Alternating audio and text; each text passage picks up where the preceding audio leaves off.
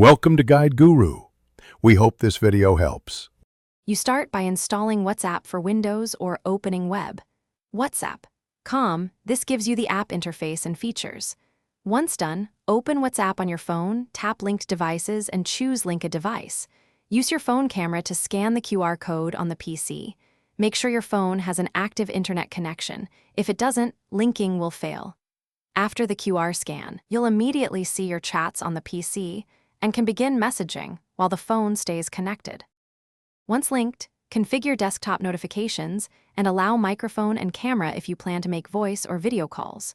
You'll want to set where files download and remove large media to save disk space. Use drag and drop or the paperclip icon to send files, and take advantage of Control plus F to search chats quickly. Make sure to enable sync for starred messages and check appearance options.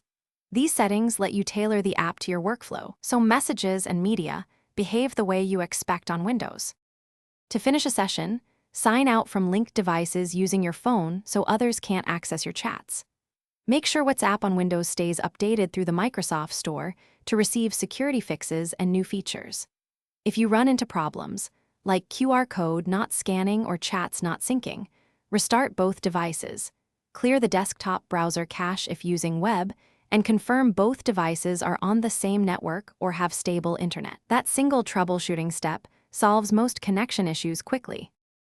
Thanks for watching. Consider subscribing if we helped you today.